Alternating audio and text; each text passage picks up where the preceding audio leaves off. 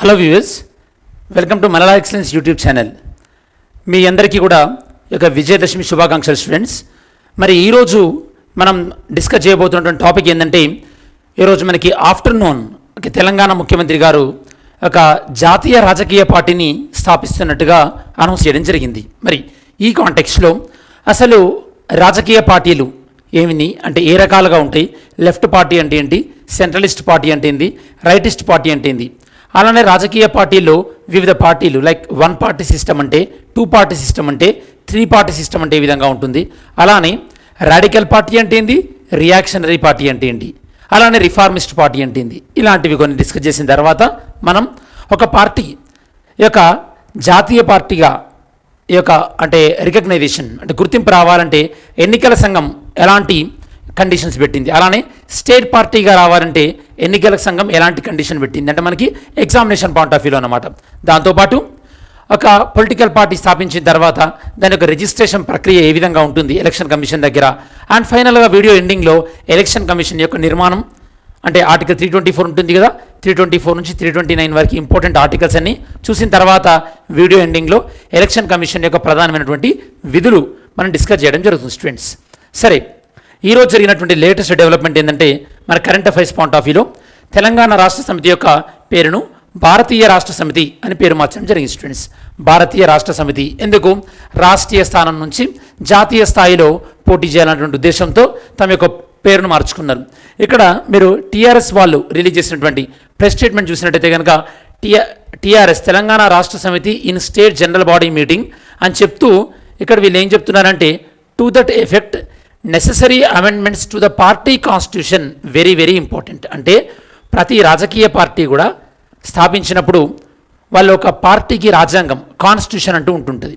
రీసెంట్గానే మీకు ఒక వీడియో చేశాను, అది ఇక్కడ లింక్లో పెడతాను. జగన్మోహన్ రెడ్డి గారిని శాశ్వత అధ్యక్షుడిగా చేస్తూ ఈ యొక్క వైఎస్ఆర్సీపీ వాళ్ళు పార్టీ కాన్స్టిట్యూషన్ని మార్చుతున్నామని చెప్తే ఎలక్షన్ కమిషన్ ఆఫ్ ఇండియా అలా వర్కౌట్ అవ్వదన్నది కదా, అలా ప్రతి రాజకీయ పార్టీకి కూడా ఒక కాన్స్టిట్యూషన్ అంటూ ఉంటుందన్నమాట. మరి ఈ కాంటెక్స్ట్లో చూద్దాం మనం. ఫస్ట్ ఇందులో మనం డిస్కస్ చేసేవి ఇవన్నీ కూడా ఇవి ఫర్దర్గా డిస్కస్ చేసే కన్నా ముందు ఇది మనకి సిలబస్ పాయింట్ ఆఫ్ వ్యూలో ఎక్కడ మనకి ఇంపార్టెంట్, మీరు సిలబస్ కాపీ ఉంటే కనుక మీకు general studies paper 2, general studies paper 2లో మనకి ఇండియన్ కాన్స్టిట్యూషన్ మరియు ఇండియన్ కాన్స్టిట్యూషన్ యొక్క ఫీచర్స్ అండ్ సిగ్నిఫికెంట్ ప్రొవిజన్స్ అంటే మన భారతదేశ రాజ్యాంగం యొక్క లక్షణాలు, ఈ పార్ట్లో మనకి ఇంపార్టెంట్ స్టూడెంట్స్. సరే, మీరు ఈ వీడియోలో మీరు ఏం ఎక్స్పెక్ట్ చేయొచ్చు, అసలు ఇది ఎందుకు న్యూస్లో ఉంది, ఫస్ట్ వెరీ వెరీ ఇంపార్టెంట్. దాని తర్వాత how does political party get setup అంటే ఒక రాజకీయ పార్టీని ఏ విధంగా ఏర్పాటు చేస్తారు. దాంతోపాటు మనకి రిప్రజెంటేషన్ ఆఫ్ పీపుల్ యాక్ట్లో కొన్ని సెక్షన్స్ ఉంటాయి అన్నమాట, ఆ సెక్షన్స్ కూడా మనం డిస్కస్ చేయాలి ఇక్కడ. దాని తర్వాత ఈ యొక్క రీజనల్ పార్టీ, దాంతోపాటు నేషనల్ పొలిటికల్ పార్టీ అంటే ప్రాంతీయ పార్టీకి మరియు జాతీయ పార్టీకి ఎలక్షన్ కమిషన్ వాళ్ళు ఇచ్చినటువంటి డెఫినేషన్ ఏంటి అంటే ఏ కండిషన్స్ ఫుల్ఫిల్ చేస్తే అది నేషనల్ పార్టీ అవుతుంది, ఏ కండిషన్స్ ఫుల్ఫిల్ చేస్తే అది స్టేట్ పార్టీ అవుతుంది. ఇక్కడ మీరు బాగా గుర్తుపెట్టుకోండి, రిజిస్టర్డ్ పార్టీ వేరే, రికగ్నైజ్డ్ పార్టీ వేరే. అంటే రిజిస్టర్డ్ పార్టీ అంటే నమోదు కాబడినటువంటి పార్టీ, రికగ్నైజ్డ్ పార్టీ అంటే గుర్తింపు పొందినటువంటి పార్టీ. గుర్తింపు పొందడం అంటే రాష్ట్రీయ స్థాయిలో లేదా జాతీయ స్థాయిలో, దాని గురించి మనం డిస్కస్ చేద్దాం. దాని తర్వాత ఎలక్షన్ సింబల్స్ని ఎవరు అలకేట్ చేస్తారు రాజకీయ పార్టీలకి, election commission of India. Can political parties deregistered by election commission of India. Election commission of India ఈ యొక్క రాజకీయ పార్టీల యొక్క గుర్తింపును రద్దు చేసే అవకాశం ఉందా, డీరిజిస్టర్ చేసే అవకాశం ఉందా, మనం డిస్కస్ చేద్దాం. ఎనీహౌ మీకు ఏమైనా ఆన్సర్ తెలిసి ఇప్పుడు కమెంట్ చేయండి స్టూడెంట్స్. ఓకే, ఎన్నికల సంఘానికి ఈ యొక్క రాజకీయ పార్టీల యొక్క గుర్తింపును రద్దు చేసే అవకాశం ఉందా లేదా. దాంతోపాటు ఎలక్షన్ కమిషన్ ఆఫ్ ఇండియా, ఇది మనకి నెక్స్ట్ 1 వీక్ తర్వాత జరగబోయేటటువంటి ఈ యొక్క group 1 mains examination point of వ్యూలో కూడా, ప్రిలిమ్స్ ఎగ్జామినేషన్ పాయింట్ ఆఫ్ వ్యూలో కూడా చాలా ఇంపార్టెంట్ మనకి పాలిటీ డైరెక్షన్లో. ఓకే, పాలిటీ గురించి మనం already rapid revision videos course ఒకటి స్టార్ట్ చేసాం, దాని గురించి మీకు టెలిగ్రామ్ ఛానల్లో క్లియర్గా మీకు పోస్టర్ సెండ్ చేశాను స్టూడెంట్స్, అన్ని పాలిటీ మొత్తం రివిజన్ పాయింట్ ఆఫ్ వ్యూలో. ఓకే, సరే, registration of political party. Telangana chief minister KCR launch this new party renaming is Telangana రాష్ట్ర సమితి యాజ్ ఏ భారత్ రాష్ట్ర సమితి, భారత రాష్ట్ర సమితిగా పేరు మార్చడం జరిగింది. సరే, ఒకసారి కాంటెక్స్ట్ ఎంతో చూద్దాం మనం. ఇక నేషనల్ పార్టీ, నేషనల్ పార్టీ, జాతీయ పార్టీ అన్నటువంటి కాంటెక్స్ట్ చూద్దాం. ఫస్ట్ ఆఫ్ ఆల్ జాతీయ పార్టీ, ఇక్కడ దీన్ని మనం ఈరోజు ఎందుకు మాట్లాడుకుంటున్నాం, ఎందుకంటే తెలంగాణ రాష్ట్రీయ సమితి అనేది భారత్ రాష్ట్రీయ సమితిగా పేరు మారినటువంటి ఈ సందర్భంలో అసలు నేషనల్ పార్టీ అంటే ఏంటి, నేషనల్ పార్టీ అంటే ఏంటి, అలానే ఒక పార్టీ నేషనల్ పార్టీగా అవ్వడానికి టెక్నికల్గా ఎలాంటి ఈ యొక్క రిక్వైర్మెంట్ని ఫుల్ఫిల్ చేయాల్సి ఉంటుంది మనం డిస్కస్ చేద్దాం. దాంతోపాటు ఫర్ ఎగ్జాంపుల్ ఇప్పుడు ఆంధ్రప్రదేశ్లో జనసేన ఉంది స్టూడెంట్స్. జనసేన అనేది ఈ యొక్క స్టేట్ పార్టీయా కాదా మీరు ఆన్సర్ చేయండి. జనసేన ఎలక్షన్ కమిషన్ యొక్క టెక్నికల్ రిక్వైర్మెంట్ని ఫిల్ అయిందా లేదా స్టేట్ పార్టీకి? ఏం టెక్నికల్స్ కావాలి, డీటెయిల్స్ కావాలి, అది నేను మీకు త్వరలో చెప్తాను. అంతలోపు మీకు ఉన్న ఐడియా ప్రకారం ఆంధ్రప్రదేశ్ స్టూడెంట్స్ కూడా చెప్పండి. సరే, అసలు పొలిటికల్ పార్టీ అంటే ఏంది, ప్రజాస్వామ్యంలో రాజకీయ పార్టీల యొక్క ప్రాముఖ్యత ఏంది మీరు ఎప్పుడైనా గుర్తుపెట్టుకోండి స్టూడెంట్స్. డెమోక్రసీ, ప్రజాస్వామ్యం అంటే ఈ యొక్క రిప్రజెంటేటివ్స్ అంటే ప్రజాప్రతినిధులు ఎన్నుకోబడతారు స్టూడెంట్స్. ఎన్నుకోబడతారు. ఎవరు ఎన్నుకుంటారు ప్రజాప్రతినిధిని? పీపుల్, ప్రజలు ప్రజాప్రతినిధిని ఎన్నుకుంటారు. దేని ద్వారా ఈ యొక్క ఎలక్షన్స్ అనేవి దేనిలో ఎన్నుకుంటారు? ఎన్నికల్లో ఎన్నుకుంటారు స్టూడెంట్స్. Very good. మరి ప్రజాస్వామ్యంలో ప్రజాప్రతినిధులు ఎన్నికల్లో పోటీ చేసినప్పుడు వాళ్ళు స్వతంత్రంగా పోటీ చేస్తారా లేదా ఏదైనా ఒక సంస్థ తరపున పోటీ చేస్తారా అంటే కనుక సాధారణంగా ఈ యొక్క ప్రజాప్రతినిధులు పొలిటికల్ పార్టీస్ రాజకీయ పార్టీల తరపున పోటీ చేయడం జరుగుతుంది. అంటే ప్రజాస్వామ్యంలో రాజకీయ పార్టీల యొక్క ప్రాముఖ్యత అనేది ఎంత కీలకమో మీరు అర్థం చేసుకోవచ్చు. ఇప్పుడు ఇది మనకి పొలిటికల్ పార్టీస్ యొక్క చాలా కీలకమైనటువంటి వ్యవస్థ. అందుకోసం ఏమన్నా వైఎస్ఆర్సీపీ యొక్క జగన్మోహన్ రెడ్డి గారిని లైఫ్ టైం ప్రెసిడెంట్గా ప్రకటించినప్పుడు కేంద్ర ఎన్నికల సంఘం ఏం చెప్పిందంటే ఇలా లైఫ్ టైం ప్రెసిడెంట్లు ఉండకూడదు, ఎందుకంటే పార్టీలో ఇంటర్నల్ డెమోక్రసీ ఉండాలి అని చెప్పారు. సరే, ఇప్పుడు మనకి రాజకీయ పార్టీల యొక్క ప్రాముఖ్యత ఏందో అర్థమైంది కదా ప్రజాస్వామ్యంలో. ఇప్పుడు చూసినట్టయితే కనుక రాజకీయ పార్టీలు మనకి 4 విధాలుగా ఉంటాయి స్టూడెంట్స్. ఒకటి ఏంటంటే రియాక్షనరీ పార్టీస్ అంటే మార్పును అంగీకరించమన్నమాట. లైక్ ఇప్పుడు దయానంద సరస్వతి గారు గో బ్యాక్ టు వేదాస్ అన్నారు కదా. అంటే రియాక్షనరీ అంటే ఇప్పుడు కాదు, మళ్ళీ మనం ఓల్డ్ మెథడ్స్కి మనం వెళ్ళాలి అని చెప్పేసి. ఆర్థోడాక్స్ ఓకే అంటే లిబరల్ థింకింగ్ని ఎంకరేజ్ చేయదన్నమాట, నూతన ఆలోచనలు ఎంకరేజ్ చేయరు, దాన్ని మనం రియాక్షనరీ పార్టీస్ అంటారు. ఇవి కొద్దిగా నెగిటివ్ అనమాట. నెక్స్ట్ కన్సర్వేటివ్ పార్టీస్ అంటే ఇప్పుడు ఎలా ఉందో పరిస్థితి అలానే ఉండాలి, మార్పు అవసరం లేదు, దీన్ని మనం కన్సర్వేటివ్ పార్టీ అంటారు. బ్రిటన్లో ప్రస్తుతం ఉన్నటువంటి రూలింగ్లో ఉన్నది కన్సర్వేటివ్ పార్టీ. మన లిజ్ ట్రస్ ప్రధానమంత్రిగా ప్రధానమంత్రి ఎన్నికయ్యారు కదా, వాళ్ళు కన్సర్వేటివ్ పార్టీ. లిబరల్ పార్టీ వీళ్ళు ఏంటంటే ఈ యొక్క ఎగ్జిస్టింగ్ సిస్టంలో మార్పులు తీసుకురావాలి, సంస్కరణలు తీసుకురావాలి అని చెప్పేది లిబరల్ పార్టీలు. మనకి యూకేలో labour party, US democratic party, వీళ్ళు లిబరల్ పార్టీస్. రాడికల్ పార్టీస్ వీళ్ళు ఏంటంటే అసలు ఇప్పుడున్నటువంటి సిస్టమే కరెక్ట్ కాదు, సిస్టమ్ మొత్తాన్ని పక్కన పెట్టేసేసి కొత్త సిస్టమ్ తీసుకురావాలి అని. మనం కొన్నిసార్లు తెలంగాణ మూమెంట్ చదువుకునేటప్పుడు RSU రాడికల్ స్టూడెంట్ యూనియన్ అన్న పేరు వినుంటారు స్టూడెంట్స్. రాడికల్ అంటే ఈ యొక్క కంప్లీట్గా కొత్తదనమాట, నూతనంగా. దీన్ని మనం రాడికల్ స్టూడెంట్ యూనియన్ అంటే ఈ విధంగా మనకి 4 విధాలుగా. ఇవే మనం నక్సలైట్లను కూడా నక్సల్ రాడికల్స్ అనేవాళ్ళు, ఎందుకంటే వాళ్ళు ప్రస్తుతం ఉన్నటువంటి వ్యవస్థని సమూలంగా మార్చి కొత్త వ్యవస్థను తీసుకురావాలని అనుకున్నారు కాబట్టి. ఈ విధంగా మనకి పొలిటికల్ పార్టీస్ యొక్క భావజాలాలు ఈ విధంగా 4 విధాలుగా ఉంటాయి. నేను మీకు కొంతమందికి PSIR క్లాసులలో కూడా చెప్పాను స్టూడెంట్స్, రాజకీయ పార్టీల యొక్క భావజాలాలు ఏ విధంగా ఉంటాయని చెప్పేసి. ఈ విధంగా రాజకీయ పార్టీల యొక్క భావజాలాలు అనేవి ఉంటాయి. సరే, ఏ రాజకీయ పార్టీ దేన్ని ఫాలో అవుతుంది అనే దాన్ని బట్టి, ఫర్ ఎగ్జాంపుల్ రాడికల్స్ అనుకోండి. ఓకే, రాడికల్ పార్టీస్ వీళ్ళందరూ కూడా వీళ్ళని మనం లెఫ్ట్ ఎక్స్ట్రీమిజం అంటారు అనమాట, లెఫ్ట్. అలానే లిబరల్ పార్టీస్ మార్పును గ్రాడ్యువల్గా కోరుకునే వాళ్ళు సెంటర్. అదే రియాక్షనరీ పార్టీస్ కన్సర్వేషన్ పార్టీస్ అంటే ఇప్పుడు ఎట్లుందో అలానే ఉండాలి, లేదా ఇంకా ఓల్డ్ సిస్టమ్ని ఫాలో అవ్వాలి దాన్ని మనం రైట్ అంటారు అనమాట. Right wing politics, left wing politics, centralist politics and left wing politics, ఇలా అనమాట. మన ఇండియాలో CPI, CPM ఇవేంటంటే లెఫ్ట్ పార్టీస్ అంటారు వీటిని. కాంగ్రెస్ సెంట్రిస్ట్ పార్టీ, BJP లాంటి పార్టీస్ని మనం రైటిస్ట్ పార్టీస్ అంటారు. ఈ విధంగా డిఫరెంట్ నేమ్స్ అనేవి మనకి తెలుసు స్టూడెంట్స్. మీరు చాలాసార్లు సోషల్ మీడియాలో కూడా వినుంటారు వీటి గురించి. ఓకే, సరే. నార్మల్గా డెమోక్రసీలో నార్మల్గా మనకి డిఫరెంట్ సిస్టమ్స్ ఉంటాయి స్టూడెంట్స్. అంటే మనకి పార్టీ సిస్టమ్స్ అంటే రాజకీయ పార్టీలు మనకి మూడు విధాలుగా ఉంటాయి. Students. Okay, first one single party system.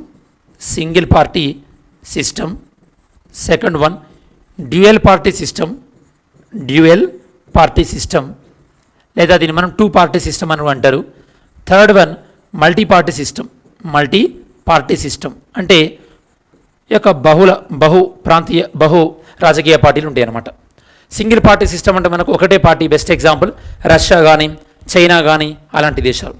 Dual party system అంటే మనకి నేను మీకు ఇందాక చెప్పినట్టు యూఎస్లోనైతే కనుక డెమోక్రటిక్ పార్టీ, రిపబ్లిక్ పార్టీ, అదే యూకేనైతే కనుక లిబరల్ పార్టీ, కన్జర్వేటివ్ పార్టీ.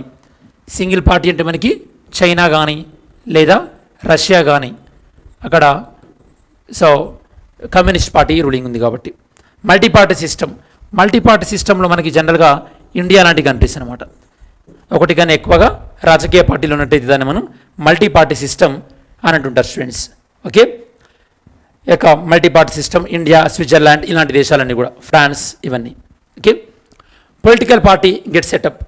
మన భారతదేశంలో ఏదైనా ఒక రాజకీయ పార్టీని ఏర్పాటు చేయాలంటే ఫస్ట్ ఏ చట్టం ప్రకారం ఏర్పాటు చేస్తారంటే రిప్రజెంటేషన్ ఆఫ్ పీపుల్స్ యాక్ట్ 1951. మనకి రిప్రజెంటేషన్ ఆఫ్ పీపుల్స్ యాక్ట్ రెండు ఉన్నాయి స్టూడెంట్స్. ఒకటి 1950, ఇంకొకటి 1951.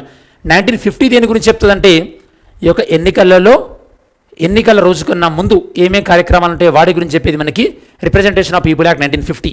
ఎన్నికల తర్వాత జరిగేటటువంటి ప్రక్రియల గురించి చెప్పేది మనకి రిప్రజెంటేషన్ ఆఫ్ పీపుల్స్ యాక్ట్ 1951, అంటే ప్రజాప్రతినిధుల చట్టం 1951.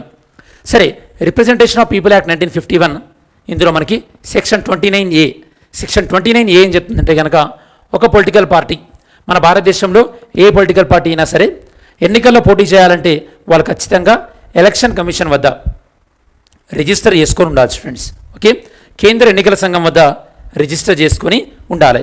బాగా గుర్తుపెట్టుకోండి, పొలిటికల్ పార్టీ ఏదైనా సరే ఒక రాజకీయ పార్టీ అనేది ఖచ్చితంగా ఎలక్షన్ కమిషన్ ఆఫ్ ఇండియా వద్ద ఏం చేసుకొని ఉండాలి? రిజిస్టర్ చేసుకొని ఉండాలి. ఇది ఫస్ట్ స్టెప్, ఎప్పుడైనా గుర్తుపెట్టుకోండి. స్టెప్ నెంబర్ వన్ రిజిస్టర్ చేసుకోవాలి. రిజిస్టర్ చేసుకున్న తర్వాత దానికి ఏమి ఇస్తారు? రికగ్నైజేషన్ ఇస్తారు. ఓకే, రికగ్నైజేషన్ అంటే గుర్తింపు అనేది ఇస్తారు. బాగా గుర్తుపెట్టుకోండి. ఈ గుర్తింపు అనేది ఆ పార్టీకి వచ్చినటువంటి ఓట్లు, సీట్లను బట్టి అది స్టేట్ పార్టీయా లేదా నేషనల్ పార్టీయా అని ఇస్తారు. ఓకే, ఇక్కడ రికగ్నైజేషన్ అంటే గుర్తింపు పొందిన పార్టీలు అని. ఓకే, రిజిస్టర్డ్ పార్టీస్ అంటే కనుక నమోదు కాబడిన పార్టీలు అని. ఎప్పుడైనా గుర్తుపెట్టుకోండి, ఎలక్షన్ కమిషన్ ఆఫ్ ఇండియాకి ఒక పొలిటికల్ పార్టీని రిజిస్టర్ చేసే అధికారం ఉంటుంది, కాకపోతే డీరిజిస్టర్ చేసే అధికారం లేదు. అదే పొలిటికల్ పార్టీకి రికగ్నైజేషన్ ఇచ్చే అధికారం ఉంటుంది. ఎలక్షన్ కమిషన్ ఆఫ్ ఇండియాకి పొలిటికల్ పార్టీకి రికగ్నైజేషన్ చేసి ఇచ్చే అవకాశం ఉంటుంది, డీరికగ్నైజ్ చేసే అవకాశం కూడా ఉంటుంది, కాకపోతే డీరిజిస్టర్ చేసే అవకాశం ఉండదు. ఇది మీరు ప్రిలిమ్స్ పాయింట్ ఆఫ్ వ్యూలో బాగా గుర్తుపెట్టుకోండి. మన భారతదేశంలో మొత్తం నేషనల్ పార్టీస్గా గుర్తింపు పొందిన పార్టీస్ ఏంటంటే 8 పార్టీలు. ఓకే, సరే. ఒకసారి మీరు ఇంకో విషయం గుర్తుపెట్టుకోవచ్చు. ఎలక్షన్ కమిషన్ ఆఫ్ ఇండియాకి డీలిస్టింగ్ చేసే అవకాశం ఉంటుంది. డీలిస్టింగ్ అంటే ఆ పార్టీలు ఎలక్షన్ కమిషన్ ఆఫ్ ఇండియా రిజిస్టర్లో ఉంటాయి, కాకపోతే వాళ్ళు ఎన్నికల్లో పోటీ చేయడానికి వీల్లేదు. అలా డీలిస్టింగ్ ఆఫ్ పొలిటికల్ పార్టీస్ అనేది నేను మీకు ఇక్కడ ఇంక్లూడ్ చేస్తాను లింక్. అది కూడా మనం ఇదివరకు వీడియో చేస్తాం, దాన్ని కూడా చెక్ చేయండి. మీకు ఓవరాల్ వ్యూ అనేది వస్తుంది. Delisting of political parties. మన గతంలో ఒక 111 పార్టీస్ని డీలిస్టింగ్ చేసింది ఎలక్షన్ కమిషన్ ఆఫ్ ఇండియా. సరే, ఎవరైనా ఈ యొక్క రాజకీయ పార్టీ పెట్టినప్పుడు ఫస్ట్ ఆ రాజకీయ పార్టీని పెట్టింది ఎవరై ఉండాలి? సిటిజన్స్ ఆఫ్ ఇండియా, భారతదేశ పౌరులై ఉండాలి. సెకండ్ ఏంటంటే ఈ యొక్క ఎన్నికల్లో పోటీ చేయడానికి, అంటే శాసనసభ ఎన్నికల్లో కానీ లేదా పార్లమెంట్ ఎన్నికల్లో కానీ పోటీ చేయాలనే ఉద్దేశంతో రాజకీయ పార్టీ పెట్టి ఉండాలి. అంటే ఓన్లీ సర్వీసెస్ కోసం దాని గురించనే కాదు. అలాంటివి అయితే మనం ఎన్జిఓ అంటాం. మనం ఆ ఎన్జిఓ పర్పస్ వేరే. సరే, రాజకీయ పార్టీ పెట్టినప్పుడు ఒక 100 ఓటర్స్ దాన్ని సిగ్నేచర్ చేయాలి అప్లికేషన్ పైన. దాని తర్వాత ఆ అప్లికేషన్ని ఎలక్షన్ కమిషన్ ఆఫ్ ఇండియా సెక్రటరీకి ఇవ్వాల్సి ఉంటుందన్నమాట. అప్లికేషన్ ఇంకేమి ఇవ్వాలి? వీళ్ళు ఇంకేమి ఇవ్వాలంటే ఆ పార్టీ యొక్క కాన్స్టిట్యూషన్ ఏంటి, రాజ్యాంగం ఏంది, అలానే ఆ పార్టీ భారతదేశ రాజ్యాంగాన్ని గౌరవిస్తున్నట్టుగా, దాంతోపాటు ఒకవేళ ఏదైనా ఒక పొలిటికల్ పార్టీ తన యొక్క పేరు మార్చినా, తనకి హెడ్ ఆఫీస్ ప్రధాన కార్యాలయం చేంజ్ చేసిన, ఆఫీస్ బేరర్స్ అంటే ముఖ్యమైనటువంటి పదవుల్లో ఉన్న వాళ్ళు ఉంటారు కదా, వాళ్ళని మార్చిన ఆ ఇన్ఫర్మేషన్ మొత్తం కూడా ఈ యొక్క ఎలక్షన్ కమిషన్ ఆఫ్ ఇండియాకి ఇవ్వాల్సి ఉంటుందన్నమాట. ఇప్పుడు మరి టీఆర్ఎస్ బీఆర్ఎస్గా మారింది కాబట్టి ఈ యొక్క నేమ్ చేంజ్ ఏదైతే ఉందో అది కూడా ఎలక్షన్ కమిషన్ ఆఫ్ ఇండియాకి సబ్మిట్ చేయాలి. సబ్మిట్ చేస్తారు. వీడియో బిగినింగ్లో మీకు ఆ లెటర్ కూడా చూపెట్టడం జరిగింది స్టూడెంట్స్. మరి పొలిటికల్ పార్టీస్ ఈ విధంగా ఉన్నాయి కదా. పొలిటికల్ పార్టీస్లో అంతర్గత ప్రజాస్వామ్యం అంటే ఇంటర్నల్ డెమోక్రసీ ఉండే విధంగా ఎలక్షన్ కమిషన్ ఆఫ్ ఇండియా చేసే అవకాశం ఏమైనా ఉందంటే కనుక ఎలక్షన్ కమిషన్ ఆఫ్ ఇండియాకు అలాంటి యొక్క పవర్స్ ఏం లేవు. మొన్న జగన్మోహన్ రెడ్డి వైఎస్ఆర్సీపీ టైంలో కూడా ఎలక్షన్ కమిషన్ ఆఫ్ ఇండియా అదే చెప్పింది. ఎలక్షన్ కమిషన్ ఆఫ్ ఇండియా కేవలం ఏం చెప్తుందంటే కనుక ఒక రాజకీయ పార్టీ భారతదేశాన్ని గౌరవించే విధంగా, భారతదేశ రాజ్యాంగాన్ని గౌరవించే విధంగా చేసేటటువంటి విషయంలో మాత్రం ఎలక్షన్ కమిషన్ ఆఫ్ ఇండియాకి తన యొక్క పవర్స్ అధికారాలు ఉంటాయి. అంతకు మించి ఎలక్షన్ కమిషన్ ఆఫ్ ఇండియా పార్టీలో అంతర్గత ప్రజాస్వామ్యం ఉందా లేదా అని చెక్ చేసేటటువంటి పరిశీలించే అధికారం అనేది ఉండదు స్టూడెంట్స్. సరే, మనం నేషనల్ పార్టీ, స్టేట్ పార్టీస్ అని రెండు మాట్లాడుతున్నాం కదా. ఫస్ట్ మనం ఒకసారి స్టేట్ పార్టీ అంటే ఒక రాజకీయ పార్టీ రాష్ట్ర స్థాయిలో గుర్తింపు పొందాలంటే ఫస్ట్ ఆఫ్ ఆల్ ఓట్ల పాయింట్ ఆఫ్ వ్యూ చూస్తే కనుక రాష్ట్ర అసెంబ్లీకి జరిగినటువంటి ఓట్లలో కనీసం 6% ఓట్లు రావాలి స్టూడెంట్స్. ఎన్ని పర్సెంటేజ్? 6% ఓట్లు రావాలి. లేదా సీట్స్, ఒకవేళ స్థానాలు, ఎన్ని స్థానాలు రావాలి? అసెంబ్లీలో కనీసం 3% సీట్స్ అయినా రావాలి స్టూడెంట్స్. అంటే ఆంధ్రప్రదేశ్లో 175లో 3% సీట్స్ రావాలి. తెలంగాణలో అయితే కనుక 119లో 3% సీట్స్ రావాలి. లేదా 6% ఓట్స్ రావాలి. లేదా ప్రతి 25 లోక్సభ స్థానాలకి ఒక ఎమ్మెల్యే గెలవాలి. లేదా కనీసం అసెంబ్లీలో 2 ఎమ్మెల్యేలైనా గెలవాలి. అంటే ఒక పార్టీ రాష్ట్రీయ పార్టీగా గుర్తింపు పొందాలంటే ఏవేవి క్రైటీరియా ఉంది స్టేట్ పార్టీకి? బాగా గుర్తుపెట్టుకోండి. ఒక పార్టీ రాష్ట్రీయ పార్టీగా గుర్తింపు పొందాలంటే ఈ క్రింది క్వాలిఫికేషన్స్ ఉండాలి స్టూడెంట్స్. ఒకటి, ఓట్స్ పాయింట్ ఆఫ్ వ్యూ చూస్తే 6% ఆఫ్ ఓట్స్ ఫస్ట్ థింగ్. లేదా ఇవన్నీ అండ్ కాదు, ఇందులో ఏదైనా ఉండొచ్చు. ఓకే. లేదా 3% ఆఫ్ సీట్స్ ఇన్ అసెంబ్లీలో 3% సీట్స్ అయినా సాధించాలి. లేదా 2 MLA seats, 2 assembly seats, 2 assembly seats అయినా సాధించాలి. ఓకే. లేదా fourth one, 1 MLA seat for every 25 MP seats. ఈ విధంగా ఒక స్టేట్ పార్టీ, ఇందులో ఏదో ఒకటి ఫాలో అయినా కూడా స్టేట్ పార్టీ అనేది వస్తుంది. అదే ఒకవేళ నేషనల్ పార్టీ అనుకోండి. ఓకే. నేషనల్ పార్టీ అంటే ఫర్ ఎగ్జాంపుల్ ఏదైనా ఒక పార్టీ 4 స్టేట్స్, 4 రాష్ట్రాలలో 4 స్టేట్స్లో స్టేట్ పార్టీ ఉందనుకోండి, స్టేట్ పార్టీగా ఉంది అనుకోండి, అప్పుడు దానికి ఆటోమేటిక్గా నేషనల్ పార్టీ అనేది వస్తుంది. దానితో పాటు ఇంకోటి మనకి లోక్సభ జరిగినటువంటి ఎలక్షన్స్లో ఇక్కడ మీరు చూడొచ్చు. లోక్సభకు జరిగినటువంటి ఎలక్షన్స్లో అట్లీస్ట్ 2% ఆఫ్ సీట్స్ రావాలి. ఎన్ని స్టేట్స్ నుంచి? 3 స్టేట్స్ నుంచి. అంటే 2% of seats in Lok Sabha from 3 states, 3 రాష్ట్రాల నుండి 2% ఆఫ్ సీట్స్ రావాలి స్టూడెంట్స్. ఓకే.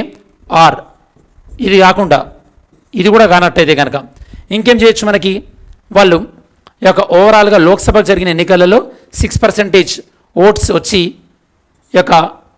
ఎన్ని రాష్ట్రాల నుంచి? కనీసం 4 రాష్ట్రాల నుంచి ఓవరాల్గా 6% ఆఫ్ ఓట్స్ రావాలి స్టూడెంట్స్. లోక్సభకు జరిగినటువంటి ఎన్నికలలో 6% ఆఫ్ ఓట్స్ ఫ్రమ్ 4 స్టేట్స్. ఈ విధంగా ఇలాంటి టెక్నికాలిటీస్ ఫాలో అయితే కనుక నేషనల్ పార్టీ అనే గుర్తింపు వస్తుంది. ఓకే. ఇప్పుడు బీఆర్ఎస్ నేషనల్ పార్టీగా మారింది అంటే కనుక ఇందులో రిక్వైర్మెంట్ని వీళ్ళు ఫుల్ఫిల్ చేసినప్పుడే అప్పుడు వాళ్ళకి జాతీయ పార్టీ అనేటువంటి గుర్తింపు అనేది వస్తుంది స్టూడెంట్స్. సరే, నేను మీకు ఇందాక చెప్పినట్టు నమోదవ్వడం వేరే, గుర్తింపు పొందడం వేరే అన్న కదా. మరి ఇప్పుడు ఒక పార్టీ గుర్తింపు పొందిందనుకోండి, దానివల్ల కలిగే లాభాలు ఏంది ఒకసారి చూద్దాం. ఏదైనా ఒక పార్టీ రికగ్నైజ్డ్ అయిందనుకోండి, దానివల్ల లాభాలు. దానిని చెక్ చేసే కన్నా ముందు అసలు మన ఇండియాలో నేషనల్ పార్టీస్ ఎన్ని ఉన్నాయి? మన ఇండియాలో ఉన్నటువంటి నేషనల్ పార్టీస్ 8 ఉన్నాయి. అంటే ఎలక్షన్ కమిషన్ ఆఫ్ ఇండియా యొక్క రిక్వైర్మెంట్ని ఫుల్ఫిల్ అయినాయి అనమాట. ఒకటి Trinamool Congress, second BSP, third BJP, fourth CPI, fifth CPIM Marxist party, sixth Congress, seventh NCP Nationalist Congress party, eighth NPP national people party. ఈ విధంగా 8 నేషనల్ పార్టీస్ ఉన్నాయి స్టూడెంట్స్. అలానే 54 మన ఇండియాలో స్టేట్ పార్టీస్ ఉన్నాయి. 2797 అన్రికగ్నైజ్డ్ పార్టీస్ ఉన్నాయి. అంటే ఇవి registered parties but unrecognised parties. సరే, ఎలక్షన్ సింబల్స్ ఎప్పుడైనా గుర్తుపెట్టుకోండి. సో ప్రతి రాజకీయ పార్టీకి ఎలక్షన్లో ఆ యొక్క రాజకీయ పార్టీ సింబల్తోని వాళ్ళు ఎన్నికల్లోకి వెళ్ళడం ఉంటుంది స్టూడెంట్స్. ఫర్ ఎగ్జాంపుల్, ఏ రాజకీయ పార్టీకి ఏ సింబల్ ఇవ్వాలి అనేది ఎన్నికల సంఘం నిర్ణయిస్తుంది. ఫర్ ఎగ్జాంపుల్, అంటే ఇక్కడ మనం చూసినట్టయితే కనుక ఏదైనా ఒక నేషనల్ పార్టీ గుర్తింపు పొందిందనుకోండి, వాళ్ళకు కొన్ని సింబల్స్ రిజర్వ్డ్ ఉంటాయి అన్నమాట. అంటే ఆ సింబల్స్ వాళ్ళే వాడుకోవాలి. అలా స్టేట్ పార్టీస్ అనుకోండి, స్టేట్ పార్టీస్ కూడా వాళ్ళకు కొన్ని సింబల్స్ ఉంటాయి. ఆ సింబల్ వేరే పార్టీ వాడడానికి వీల్లేదు. అదే అన్రికగ్నైజ్డ్ పార్టీ అనుకోండి, స్టేట్ పార్టీ కాదు, నేషనల్ పార్టీ కాదు, అలాంటి పార్టీస్కి ఏమవుతుందంటే కనుక వాళ్ళకి ఫిక్స్డ్ సింబల్ అంటూ ఉండదు. కొన్ని ఫ్రీ సింబల్స్ ఉంటాయి. ఆ ఫ్రీ సింబల్లో నుంచి ఏదో ఒక సింబల్ని వాళ్ళు చూజ్ చేసుకోవాల్సి ఉంటుంది స్టూడెంట్స్. మరి ఈ సందర్భంలో నేను మీకు మిమ్మల్ని క్వశ్చన్ అడుగుతా స్టూడెంట్స్. అదేంటంటే, ఏదైనా ఒక సింబల్ ఒక నేషనల్ పార్టీకి ఉందనుకోండి, అదే సింబల్ స్టేట్ పార్టీ కూడా ఉండొచ్చా? ఏదైనా ఒక సింబల్ నేషనల్ పార్టీకి ఉంది, అదే సింబల్ స్టేట్ పార్టీకి ఉండొచ్చా? అలానే for example, Samajwadi party symbol cycle, TDP symbol cycle. ఇప్పుడు టీడీపీ ఉత్తరప్రదేశ్లో పోటీ చేస్తే టీడీపీకి సైకిల్ సింబలే కంటిన్యూ అవుతుందా? లేదా సమాజ్వాదీ పార్టీ ఆంధ్రప్రదేశ్లో పోటీ చేసింది అనుకోండి, సైకిల్ సింబలే కంటిన్యూ అవుతుందా? అలాంటప్పుడు ఏం జరుగుతుంది? సో మీరు ఆన్సర్ చేయండి students. Next, benefits of national parties అలా స్టేట్ పార్టీస్. నేను మీకు ఇందాక చెప్పినట్టు సింబల్స్ రిజర్వ్డ్ సింబల్స్ ఉంటాయి. దాంతోపాటు ఈ యొక్క దూరదర్శన్లో కానీ లేదా న్యూస్ ఛానల్స్లో కానీ వీళ్ళు ప్రచారం చేసుకోవడానికి ఒక డెడికేటెడ్ ఇంత టైం అని చెప్పేసి డెడికేటెడ్ టైంని యూజ్ చేసుకోవచ్చు. అలానే వీళ్ళు ఎన్నికల్లో ఎంత ఖర్చు పెట్టారో మనకి ఆర్టికల్ 102 క్లాస్ 2లో చెప్పాను నేను మీకు. ఈ యొక్క సభ్యుల యొక్క అనర్హత అని చెప్పేసి, ఎవరైనా ఒక సభ్యుడు తన ఎన్నికల్లో ఎంత ఖర్చు పెట్టిండో చూపెట్టలేదు అనుకోండి అకౌంట్స్, అప్పుడు అనర్హతకు గురవుతాడు. సభ్యులకు మాత్రమే ఎక్స్పెండిచర్ లిమిట్ ఉంటుంది, పొలిటికల్ పార్టీస్కి ఉండదు. ఈ విధంగా రికగ్నైజ్డ్ పొలిటికల్ పార్టీస్ ఏవైతే ఉన్నాయో వీళ్ళు ఎలక్షన్లో ఖర్చు పెట్టేటటువంటి డబ్బులు ఏవైతే ఉన్నాయో దానికి సో వీళ్ళకి ఇంత లిమిటెడ్ ఏం లేదనమాట. వాళ్ళు ఎన్నికల్లో ఎంతైనా ఖర్చు పెట్టుకోవచ్చు. దాంతోపాటు రికగ్నైజ్డ్ గుర్తింపబడినటువంటి పార్టీకి స్టార్ క్యాంపెయినర్స్ 40 మంది వరకు ఉంటారు. అదే గుర్తింపు లేనటువంటి దానికి 20 స్టార్ క్యాంపెయినర్స్. ఈ స్టార్ క్యాంపెయినర్స్ అంటే మీనింగ్ ఏంది? వీళ్ళు వివిధ రాష్ట్రాల్లో వివిధ ప్రాంతాల్లో వెళ్ళి కూడా పార్టీకి ప్రచారం చేయొచ్చు. వాళ్ళకి సంబంధించినటువంటి కొన్ని ప్రోటోకాల్స్ కూడా ఉంటాయి. ఇవి మనకి ఒక పార్టీ గుర్తింపు సాధించడం వల్ల, రికగ్నైజ్డ్ పార్టీ వల్ల కలిగేటటువంటి బెనిఫిట్స్ స్టూడెంట్స్. పొలిటికల్ పార్టీస్ని డీరిజిస్టర్ చేయడానికి వీలేదు, అధికారాలు అనేవి లేవు. కాబట్టి కొన్ని సందర్భాలలో ఎలక్షన్ కమిషన్ ఆఫ్ ఇండియా ఒక పొలిటికల్ పార్టీని డీరిజిస్టర్ చేయొచ్చు. ఎప్పుడైతే కనుక ఒకవేళ ఆ రిజిస్ట్రేషన్ అనేది తీసుకునేటప్పుడు ఒక ఫ్రాడ్ చేసి తీసుకున్నారనుకున్నా, లేదా ఏదైనా ఒక పార్టీని ఒక సంస్థని కేంద్ర ప్రభుత్వం బ్యాన్ చేసిందనుకోండి, అప్పుడు ఆటోమేటిక్గా ఆ పొలిటికల్ పార్టీని డీరిజిస్టర్ అయిపోతుంది. మన రీసెంట్గా popular front of India PFI ban అయింది కదా, ఆ టైప్ అన్నమాట. Okay, next, election commission of India. మన భారతదేశంలో ఎలక్షన్ కమిషన్ ఆఫ్ ఇండియా గురించినటువంటి కాన్స్టిట్యూషనల్ ప్రొవిజన్స్ ఇక్కడ మనం చెక్ చేయొచ్చు. 324 నుంచి 329 వరకు ఉన్నాయి students. Election commission of India మన భారతదేశంలో ప్రెసిడెంట్ ఎలక్షన్స్కి, దాంతోపాటు vice president election, Lok Sabha election, Rajya Sabha election, assembly election, council election, వీటన్నిటి కూడా ఎలక్షన్ కమిషన్ ఆఫ్ ఇండియా అనేది ఈ యొక్క ఎన్నికలు కండక్ట్ చేస్తుంటుంది students. Election commission of India గురించి మనకి పార్ట్ 15లో ఉంది మనకి ఆర్టికల్ 324 నుండి 329 వరకు ఉందన్నమాట. ఎలక్షన్ కమిషన్ ఆఫ్ ఇండియా మనకి 25 జనవరి 1950 రోజు భారతదేశ రాజ్యాంగం ప్రకారం ఉనికిలోకి రావడం జరిగింది. 324 నుంచి 329. 324 అనేది మనకి మెయిన్ ఇంపార్టెంట్. ఇది మన కేంద్ర ఎన్నికల సంఘం గురించి చెప్తుంది. 326 అనేది సార్వజనిక ఓటు హక్కు, అంటే అందరికీ కూడా ఓటు హక్కు గురించి. 325 అనేది ఎలక్టోరల్ రోల్, ఓటర్ల జాబితా గురించి చెప్తుంటుంది స్టూడెంట్స్. ఇవి మెయిన్ ఆర్టికల్ అనమాట. 329 ఏంటంటే ఈ యొక్క ఎలక్టోరల్ మ్యాటర్స్, అంటే ఓటర్ల నమోదు, ఇలాంటి అడ్మినిస్ట్రేటివ్ యాక్టివిటీస్, వీటి విషయంలో కోర్టులు ఇన్వాల్వ్ అవ్వకూడదు. ఇదనమాట. ఈ 4 articles are very very important. సరే, election commission of India composition గురించి చూసినట్టయితే కనుక ఒక ఇంట్రెస్టింగ్ థింగ్ స్టూడెంట్స్, మన భారతదేశ రాజ్యాంగం ప్రకారం ఎలక్షన్ కమిషన్ ఆఫ్ ఇండియా అనేది ఓన్లీ సింగిల్ బాడీ మెంబర్, అంటే ఒకటే మెంబర్ ఉన్నటువంటి కమిషన్ ఇది. దాని తర్వాత మనం 1989లో అమెండ్మెంట్ తీసుకొచ్చాం. ఈ అమెండ్మెంట్ తీసుకొచ్చి ఎలక్షన్ కమిషన్ ఆఫ్ ఇండియాని 3 మెంబర్ బాడీగా చేశామన్నమాట. Election commission of India chief election commissioner ఉంటారు, దాంతోపాటు ఎలక్షన్ కమిషనర్లు కూడా ఉంటారు. ఈ యొక్క చీఫ్ ఎలక్షన్ కమిషనర్ యొక్క పదవీ కాలం 6 ఇయర్స్ లేదా 65 ఇయర్స్. ప్రస్తుతం ఉన్నటువంటి ఎలక్షన్ కమిషనర్ ఎవరంటే రాజీవ్ కుమార్. ఇక్కడ మిమ్మల్ని క్వశ్చన్ స్టూడెంట్స్, మన ఎలక్షన్ కమిషన్ ఆఫ్ ఇండియాకి ఇప్పటివరకు ఉమెన్ ఎవరైనా మహిళ చీఫ్ ఎలక్షన్ కమిషనర్గా పనిచేశారా? పనిచేస్తే కనుక తన యొక్క పేరేంది చెప్పండి. మరి ఎలక్షన్ కమిషన్ ఆఫ్ ఇండియాని ఈ యొక్క చీఫ్ ఎలక్షన్ కమిషనర్ని ఏ విధంగా తీసేస్తారంటే సుప్రీంకోర్టు జడ్జిని కానీ హైకోర్టు జడ్జిని కానీ వాళ్ళని ఏ విధంగా తీసేస్తారో ఆ విధంగా తీసేస్తారనమాట. సుప్రీంకోర్టు జడ్జిని కానీ హైకోర్టు జడ్జిని కానీ తీసేయాలంటే 2/3 మెంబర్స్ ఒప్పుకోవాలి, సభకు వచ్చి ఓటేసిన వాళ్ళు. ఓకే, అలా ఒప్పుకున్న వాళ్ళ సంఖ్య సభలోని మొత్తం సంఖ్య కన్నా 50% కన్నా ఎక్కువగా ఉండాలి. ఇది ప్రధానంగా issue students. Next, election commission of India యొక్క మెయిన్ డ్యూటీస్ ఏంటంటే ఈ యొక్క ఎలక్షన్కి సంబంధించినటువంటి ఏవైనా డిస్ప్యూట్స్ ఉంటే డిస్ప్యూట్ని సాల్వ్ చేయడం, నామినేషన్ పేపర్స్ని స్క్రూటినీ చేయడం, దాంతోపాటు ఈ యొక్క ఎలక్షన్ ఎక్స్పెండిచర్ని, ఎలక్షన్ కోడ్ ఆఫ్ కండక్ట్ని ఈ యొక్క ప్రవర్తన నియమావళిని చేస్తుంటుంది. అలానే ఎలక్షన్ రిజల్ట్ని డిక్లేర్ చేయడం, దాంతోపాటు ఓటర్ లిస్ట్ని ప్రిపేర్ చేయడం, ఎలక్షన్ షెడ్యూల్ని నోటిఫై చేయడం, దాంతోపాటు వ్యాలిడ్ ఓటర్స్ ఎవరు, ఇన్వాలిడ్ ఓటర్స్ ఎవరు, దాంతోపాటు డివిజన్ ఆఫ్ కాన్స్టిట్యున్సీస్. ఈ యొక్క నియోజకవర్గాల డివిజన్ అనేది ఎలక్షన్ కమిషన్ ఆఫ్ ఇండియా చేయదు. Election commission of India help చేస్తుంది ఎవరికి? డీలిమిటేషన్ కమిషన్కి. డీలిమిటేషన్ కమిషన్ అనేది మనకి ఆర్టికల్ 82. ఇప్పటివరకు 4 సార్లు మనకి డీలిమిటేషన్ కమిషన్ అనేది ఏర్పడింది స్టూడెంట్స్. ఇది ప్రధానంగా ఎలక్షన్ కమిషన్ ఆఫ్ ఇండియాకి సంబంధించినటువంటి. సో మనకి క్వశ్చన్, నిన్న మనకి why is the Nobel prize award ceremony on December 10th. December 10th రోజు నోబెల్ ప్రైజ్ అవార్డు, ఎందుకంటే ఆల్ఫ్రెడ్ నోబెల్ ఆ రోజు చనిపోవడం జరిగింది స్టూడెంట్స్, December 10th రోజు. ఓకే, దాంతోపాటు which of the following were never accorded Nobel prize. ఇందులో ఇప్పటివరకు నోబెల్ ప్రైజ్ ఎవరికి రాలేదు అంటే కనుక మీరు మహాత్మా గాంధీ, దాంతోపాటు స్టీఫెన్ హాకిన్స్. మహాత్మా గాంధీజీ, దాంతోపాటు స్టీఫెన్ హాకిన్స్, వీళ్ళ ఇద్దరికి కూడా నోబెల్ ప్రైజ్ ఇప్పటివరకు రాలేదు students. Okay, next, a political party in India acquires the status of registered party గురించి మాట్లాడుతున్నాం ఇక్కడ. ఇఫ్ ఇట్ ఈ secure what fraction of the votes in a state. ఏదైనా ఒక రాష్ట్రంలో ఓకే ఎంత పర్సెంటేజ్ ఓట్లు వస్తే దాన్ని మనం రిజిస్టర్డ్ పార్టీ అంటారు. ఓకే, ఇక్కడ మనం మాట్లాడుతుంది ఏంటంటే రిజిస్టర్డ్ పార్టీకి సంబంధించింది. నార్మల్గా రిజిస్టర్డ్ పార్టీకి ఓట్ పర్సెంటేజ్తో సంబంధం లేదు, కాకపోతే కనీసం మినిమం ఇంత పర్సెంటేజ్ ఓట్స్ రావాలంటుంది. ఇక్కడ మనం రికగ్నైజ్డ్ పార్టీ గురించి కాదు, గుర్తింపు పార్టీ గురించి కాదు, ఓకే, నమోదు కాబడ్డ పార్టీ గురించి మాట్లాడుతున్నాం. Next, mains question, critically comment on issues involved in funding of political parties in India. మన భారతదేశంలో రాజకీయ పార్టీలకు నిధులు ఏ విధంగా వస్తున్నాయి దాని గురించి కమెంట్ చేయండి.